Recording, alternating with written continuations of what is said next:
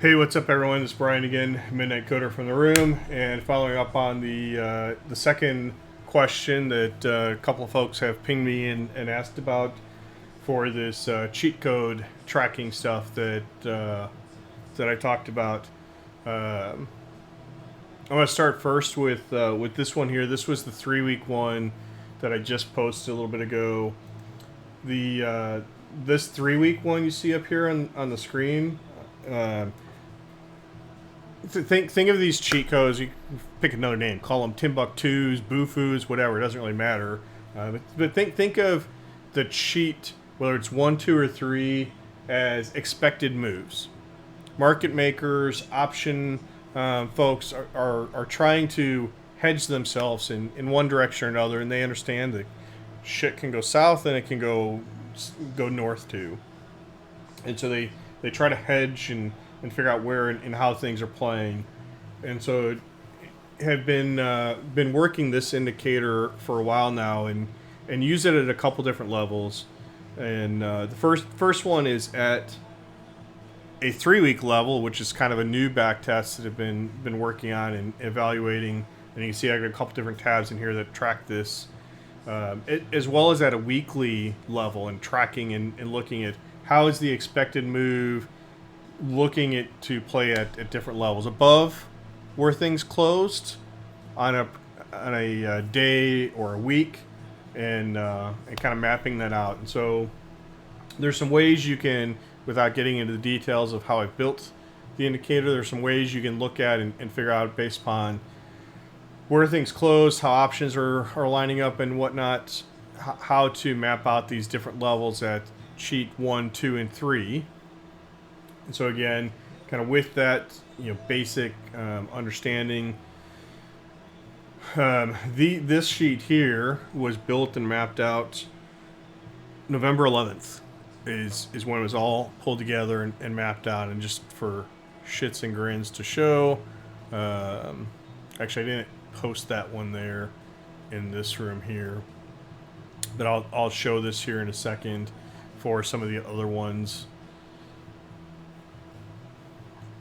Yeah, so we'll get to that one. So basically what it's showing is here's where we closed on December 2nd. And, what was the cheat code above? So all these values, the cheat 1, 2, and 3, above and below, were computed all on November 11th, based upon what the close was in November 11th, and this was the close for December 2nd. I'll say that again a little bit more slowly and differently. So the December 2nd cheat code 1 was computed on November 11th based upon where options, volatility, and Apple closed, and Amazon, and AMD, and CL. So it's looking at and computing these values here for the cheat 1, 2, and 3 above and below based upon where things sat on November 11th. And it looked out at 3 weeks to compute those. And you can see things that are marked in green on the cheat above, well, it closed below there. TLT, though, it closed way up at 107.06. If you remember back on November 11th, it was way down in the 90s as to where this stuff was. So TLT made a massive move over that 3 week period. And why does all this matter, you might ask? If you have an understanding of options, if you don't, that's fine. But if you have an understanding of options and knowing where volatility and options and the prices today, where things might be in 3 weeks, you could start selling iron condors. If I can sell iron condors, the market is paying me to enter the trades, and there's definitely risk involved. But if you understand how to manage that risk and gracefully exit at the right time if things are going against you, you can really make some good money selling premium on options. So this was a great example here for that one. And I'm going to scroll back up here. So here's the example for December 2nd. I'll pull it up on my sheet here. These values here, this was what the expected moves are going to be for December 2nd. And it was based upon where again, the market closed, what the options were, what volatility was, is looking at a number of different factors to compute what the expected move is going to be by the end of the December 2nd. So you can see this is what the sheet was on December 2nd, right? Posted on December 2nd, details.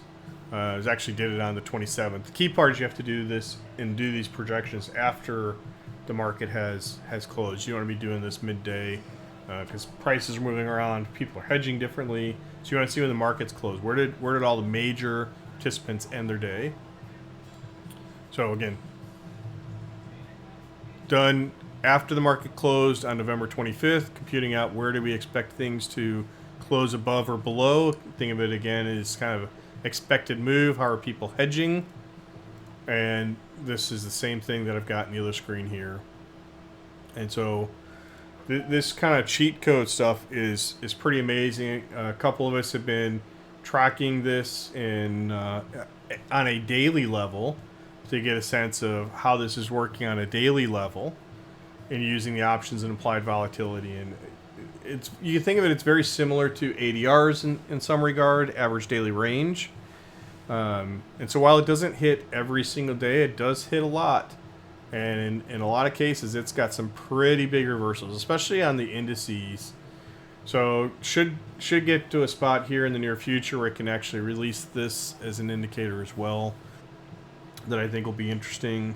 And then we can all kind of take a look and see how this will play on weekly type of levels. And how will this apply on being able to use it on a daily basis as well. So like RTY is an example. I'm tracking a couple different things in here. Like tomorrow, where are these cheat codes? Well, shit, the first cheat code on the upside actually turns out to be in the same range as trend guide and trend guide reversal. And so the other part that makes it interesting, if I think about it on a daily level, if we tend to blow past here, more often than not, it's likely we're going to hit the second tier of the expected move. And so then I wouldn't bother if we just blow way the hell through here. I'm going to be starting to pay attention more to coming up into this level at the MPP level, especially because it actually has so yellows are my signal for daily, and pinks are kind of looking out further, kind of what and how things are hedged towards the end of the week. And so this is getting up there, and that's actually where most of the things ended today, December 6th, is they kind of hedged out to the end of this week. And they can still go lower, but just kind of interesting to where things all ended up, especially if I look at this here too. Like, where's RTY today?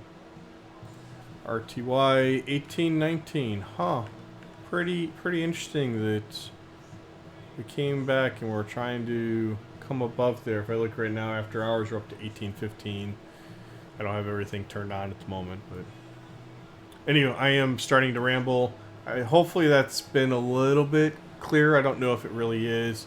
The shortest part to think about is think of these as cheats, as kind of expected moves. Big people that are trying to hedge and move things around in the market above and below where things closed either the week or the day before. And that is what this stuff is tracking, be it at, again, a week out, or with some of the other stuff I'm starting to do is where and how is this stuff mapping to or at this point actually day out, week out, or 3 weeks out. And so, yeah. Hopefully that helps some, and I guess we'll catch y'all later. Bye now.